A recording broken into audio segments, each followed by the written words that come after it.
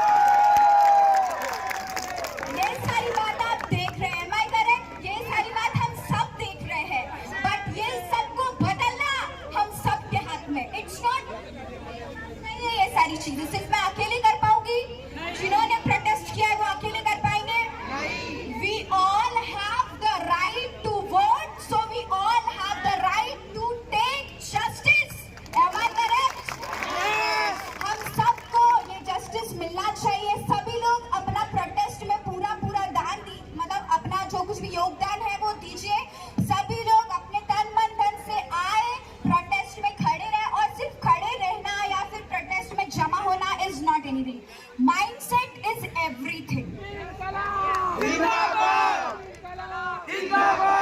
Mindset is everything. हम अपने mind में, it's not about BJP, it's not about Congress, it's not about CJP. Okay, guys? Gen Z को लग रहा है कॉकरोच जनता पार्टी, इसमें कुछ भी नहीं है.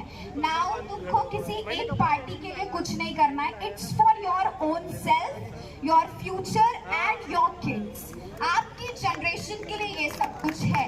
So आप सबको सिर्फ एक ही चीज करनी है कि अपनी जो सोच विचार है वो अपने देश को अच्छा बनाने के लिए, जो गंदगी है उसका कचरा साफ करने के लिए हम सबको खड़े होना है. ओके, जय हिंद, जय भारत.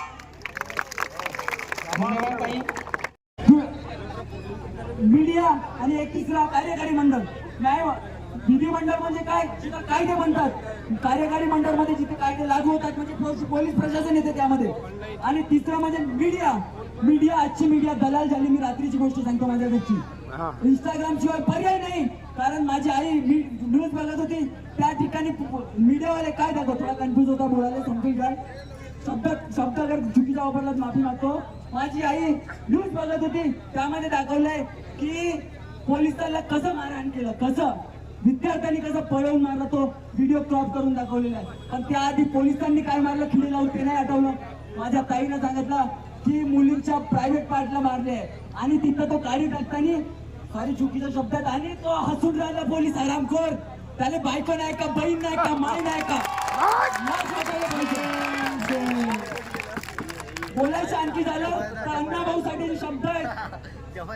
त्याआधी एक गोष्ट सांगतो, न्यायालयाची तिथं झालेल्या दुष्कर्मामुळे, विद्यार्थ्याला मारहाणीमुळे 21 जुलैला आपल्या काही वकिलांनी सर्वोच्च न्यायालयात PIL दाखल केली. त्या ठिकाणी जस्टिस सूर्यकांत काय म्हणतात की व्हिडिओ बघण्याचा वेळ नाही, डोंट वेस्ट युअर टाइम आहे ना, डोंट वेस्ट आवर टाइम. सांगा, शेम न्यायपालिकेवर शेम आहे. त्यासाठी लिहिलं आहे, अण्णाभाऊ साठेचे शब्द आहेत की न्याय व्यवस्था कायकांची रखेल झाली, ही संसद देखील विजयाची हवेली झाली. मी माझ्या व्यथा मांडू कोणाकडे, कारण इथली न्याय व्यवस्था भ्रष्टाचाराने रंगीन झाली. सगळ्यांना मनापासून थँक्यू. जय चीफ चंद्रशेखर रावण भाऊ आज या उपोषणावर बसले, त्यांचा आम्ही मनापासून आभार व्यक्त करतो. आम्ही तुमच्या पाठीशी राहू. धन्यवाद.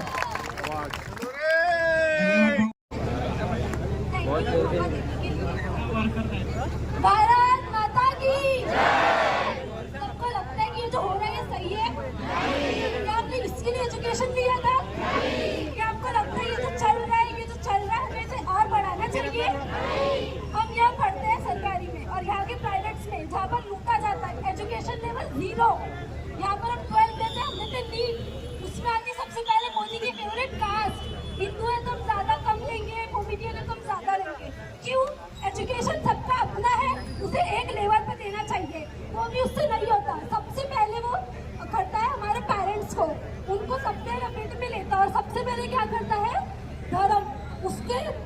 इसके ऊपर में सबको डिवाइड करके रखा. अगर अभी भी वो कोई भाषण देगा तो सबसे पहले करेगा कि ये लोग सब एंटी नेशनलिस्ट है, देशद्रोही है, आतंकवादी है, सब कॉमेडियन है, जो ये सब बोल रहे हैं क्योंकि मोदी भक्त ऐसा बोल नहीं सकते.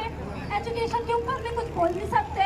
मैं खुद, मुझे नर्सिंग नहीं करना था, नीट का पेपर मैंने भी दिया, लेकिन क्या हुआ, पेपर लीक. उसके बाद में मौका दिया, पेपर लीक. पेरेंट्स से एक मौका मांगी थी मैंने भी ड्रॉप देने का, लेकिन क्या मिला कि अभी नीट का पेपर लीक हुआ. क्या गारंटी कि मोदी अगली बार इस पे एक्शन लेगा? रेप केस पे, एक रेप केस के ऊपर उसने एक्शन लिया? रेप केस होता है, उसको क्या मिलता है, एक नई पोस्ट. हर एक रेपिस्ट को मिलती है एक नई पोस्ट. लेकिन एजुकेशन में घपला हुआ तो क्या होता है, जो एजुकेशन के लिए लड़ रहे उनके ऊपर में लाठीचार्ज होता. अगर इतना अच्छा होता मोदी का, अगर इतना ज्यादा होता हमारा सिस्टम, हम यहाँ बैठे होते क्या? हमें अपना कॉलेज छोड़ के यहाँ लड़ने आना पड़ता क्या? इतनी अकल उस मोदी में होना चाहिए कि स्टूडेंट अपना कॉलेज छोड़ के, अरे कुछ तो बात होगी, उसको बस 4 दीवारी में छुपना है और उससे ज्यादा कुछ नहीं. हमने मांगा था पीसफुल प्रोटेस्ट. क्या किसी ने उसके ऊपर में कुछ किया? क्या लाठीचार्ज करे, कि हमने पत्थर फेंके, कि हमने टीयर गैस फेंके? उनसे तो सारा एक्सपायर टीयर गैस फेंके हमारे ऊपर, उनसे तो वो भी नहीं हुआ. बीच में गैस की कमी आ रही थी तो हम भी एक्सपायर्ड गैस फेंकती है, वो भी कब की एक्सपायर्ड। और यहाँ पे गैस नहीं है इनके पास में। अब यहाँ पर भी इतनी पुलिस होगी, यहाँ हमें अगर लड़ने से कभी रोके तो क्या इनके बच्चे नहीं है, इनके बच्चे पढ़ रहे नहीं? और इनको क्यों ही फर्क पड़ेगा अगर जो सरकारी पोस्ट पे है उनके बच्चे यहाँ पढ़ते नहीं और इनको यहाँ के एजुकेशन से फर्क पड़ता नहीं। जो एजुकेशन मिनिस्टर है उसको ढंग की स्पेलिंग लिखना नहीं आता, वो एजुकेशन मिनिस्टर है। पढ़े लिखे लोग हैं, वो यहाँ रहते हैं हमारी तरह। और एजुकेशन जिसके पास नहीं रहता वो रहता है ऊंची पोस्ट पे, लाइक मोदी। किसी को पता है उसका एजुकेशन क्या है? किस बेसिस पे उसको पीएम बनाए? सबसे पहला सवाल कौन सी उसकी डिग्री देखे जो उसको पीएम बनाए? कौन सी उसके पास में एजुकेशन राइट है जो वो पीएम बना? उसको छोड़ो, जो उसके साथ में जो बैठे हैं एजुकेशन मिनिस्टर, सारे मिनिस्टर, कौन सी डिग्री है उनके पास? और इतनी डिग्री है तो उनको स्पेलिंग क्यों नहीं आती थी? इतनी डिग्री है तो वो सही एजुकेशन क्यों नहीं देते? अगर इतना उनको लगता है और वो चाहते कि हम प्रोटेस्ट बंद करें तो हमारी भी मांगे क्योंकि हटा दो सीट पर से। हम भी अपना प्रोटेस्ट बंद करेंगे कि नहीं? प्रोटेस्ट बंद करेंगे, अगर वो उठ जाएंगे सीट से करेंगे कि नहीं? कितने भयंकर कट्टे बन रहे, इसको पता ही नहीं। मोदी तेरी तानाशाही नहीं चलेगी, नहीं चलेगी, मोदी तेरी तानाशाही नहीं चलेगी, नहीं चलेगी। और इनको इतनी तो अकल होना चाहिए। बैरिकेड्स लगाए ठीक है, हमने तोड़े क्या? अभी तक नहीं तोड़े थे ना, पर उनको इतना तो चाहिए। बैरिकेड्स लगा तो तुम शौक क्यों लगा रहे हो? मार किसी के लिए रहे हो? तुमको चाहिए अगर बैरिकेड लगा रहे तो लगाओ, पर एटलीस्ट तुम उसमें शौक तो मत लगाओ। जिनको तुम मार रहे हो वो नवयुवा है, आगे वही फ्यूचर है। तुम मर के दफन हो जाओगे, तुम्हारा इस दुनिया में कोई काम नहीं है। जो है आगे हम है और तुम दे रहे। और उनका क्या जो रात दिन मेहनत कर रहे पेपर दे रहे, उनका क्या जो इतनी पैसे भर भर के, इतना पैसे भर भर के वो तो बाकी को तो है एजुकेशन मिनिस्टर का तो बच्चा है, उसका तो बच्चा है। अब क्यों ही उसको फर्क पड़ेगा? उसका खुद की बच्ची तो बाहर जाके पढ़ती ना, तो उसको एजुकेशन सिस्टम से क्या ही फर्क पड़ेगा? उसकी बेटी को तो थोड़ा अपने बाप को दिमाग देना चाहिए था। लॉ कर दिए ना यूएसए में, थोड़ा तो बता देती क्या सही है क्या नहीं है करके। इतना तो अकल रहना चाहिए। वो मोदी को इतनी सी भी उसमें है नहीं। पहली बात तो उसको बनाया किसी को पता नहीं। पीएम बनाते सीधा बिना उसकी डिग्री पूछे। यहाँ अगर एक बच्चा भी जॉब इंटरव्यू जाने के लिए जाएगा ना, 17 डिग्रियां पूछेंगे उससे तूने क्या क्या किया। और जो इतना बड़ा पीएम, इतना बड़ा प्रधानमंत्री बन गया जाके, उससे किसी ने पूछा नहीं? बस वो बोल देंगे अभी भाइयों बहनों से बात करेंगे। वो बोलेंगे भाइयों बहनों मोदी तेरी तानाशाही नहीं चलेगी, नहीं चलेगी, मोदी तेरी तानाशाही नहीं चलेगी, नहीं चलेगी। जो अच्छी शिक्षा दे न सके वो सरकार निकम्मी है, जो सरकार निकम्मी है। जेव्हा त्यांनी कॉन्स्टिट्यूशन सोपवलं होतं ते बोलले होते की कॉन्स्टिट्यूशन आपण कितीही चांगलं बनवलं त्याला काही अर्थ नाही, तो कॉन्स्टिट्यूशन चालवणारा कसा आहे त्यावर डिपेंड करतं. आणि ते कॉन्स्टिट्यूशन चालवणारे अशिक्षित लोक बसलेत. शिकलेले लोक ठीक आहे, शिकलेले लोक एक लेवल पर्यंत पोहोचतात, पोलीस होतात, IAS होतात, पण त्यांना ऐकावं लागतं त्या अशिक्षित लोकांचं ऐकावं लागतं. आणि त्या लोकांना काय करणार आहे? त्यांचे स्वतःचे मुलं बाहेर शिकत आहेत. आपण धर्मेंद्र प्रधानला रिझाईन करायला बोलतोय, एज्युकेशन मिनिस्टर आहेत ते, आपण त्यांना रिझाईन करायला बोलतोय. त्यांना काय करणार आहे? त्यांच्या पोरासमध्ये घडत नाही ना. त्यांचा पोरगा शिकतोय बाहेर. आपल्यासारखे गरीब लोक, आपल्यासारखे मिडल क्लास लोक इथे शिकतात, दरवर्षी ठोकरे खातात. आपलं सिलेक्शन होत नाही. 2024 लोक इतकं कार्ड असले तरी ते लीक होणार नाही, तेव्हा तुमचा पेपर लीक होतोय.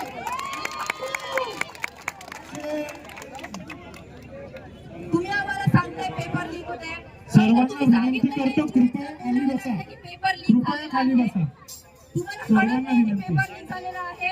दिल्लीमध्ये तेवढा प्रोटेस्ट चालू आहे आणि तुम्ही तिथे कितीतरी आजच्यांना पण विनंती करतो कृपया खाली बसा.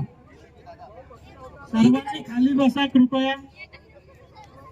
कित्येक कॅमेरे तुम्ही तिथे लावले. जेव्हा तुम्ही पेपर तिथून आमच्यापर्यंत पोहोचवता त्या वेळेपर्यंत जर तुम्ही कॅमेरे लावले तेही वेळच येणार नाही. सर्वांना विनंती आहे, खाली बसा कृपया. खूप करप्ट आहे ते लोक. त्या लोकांशी बोलूनही काही अर्थ नाही. हे लोक अशिक्षित तिथे बसलेले आहेत. करप्शन किंवा कोणत्याही शब्दाचं किंवा कॉन्स्टिट्यूशनचं काही अर्थ कळणार नाहीये. तरीच आपल्यासारख्या लोकांना पुढे यावं लागेल. दिल्लीमध्ये ते प्रोटेस्ट करत आहेत, आपण तिथपर्यंत जाऊ शकत नाही. तर आपण इथे जमा होऊन आपलं थोडंसं कंट्रीब्युशन द्यावं. आणि thank you so much to all. काही लोक असे आहेत ज्यांच्या घरचे कोणी नीट दिला नसेल किंवा कोणताही पेपर दिला नसेल. It's not about NEET only. कारण सगळ्यांना दिसतंय एज्युकेशन सिस्टम किती करप्ट आहे किंवा पूर्ण नेशन किती करप्ट आहे. वरच्या पोस्टवर जाऊन तुम्ही करप्ट होता, याला काही अर्थ नाहीये. बरेच लोक इथे आले ज्यांच्या घरचं कोणी नीट दिला नसेल किंवा कोणती एक्झाम दिली नसेल, पण त्यांच्या मनात ही गोष्ट आली आहे की तरी आम्ही दिलं नाहीये. तरी या देशातले बरेच लोक देत आहेत ही एक्झाम आणि त्यांच्यासोबत चुकीचं होतंय. काही स्टुडंट्सनी सुसाईड पण केलंय. त्यांच्यावर काय बीतली असेल. बरेच वर्ष लावतात. तुम्ही ऐकलं नसेल तर सांगू इच्छिते की काही स्टुडंट असतात ते 5 वर्ष 7 वर्ष परत नीट देत असतात. या होपमध्ये की आमचं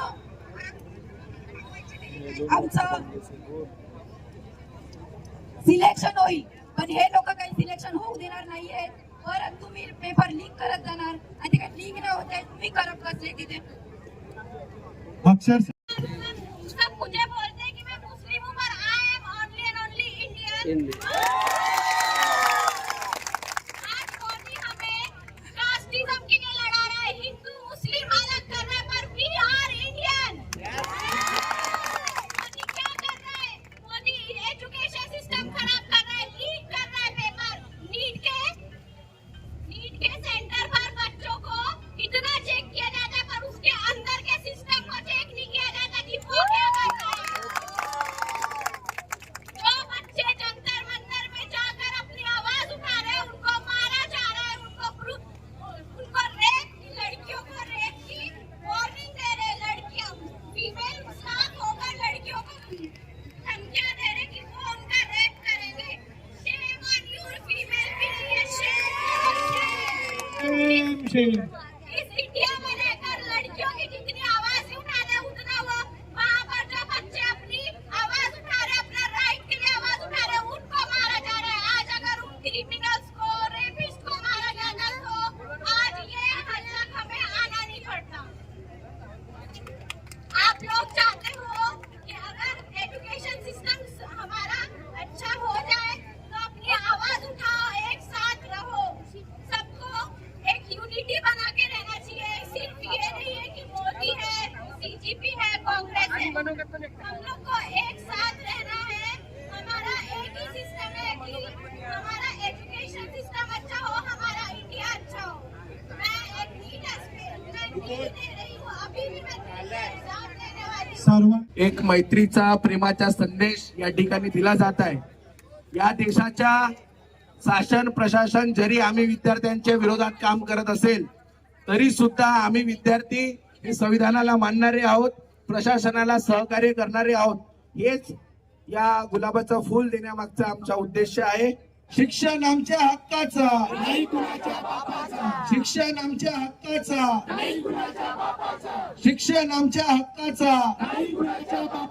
विद्यार्थी एकता जिंदाबाद, इन्कलाब जिंदाबाद, इन्कलाब जिंदाबाद, भारतीय संविधान जिंदाबाद.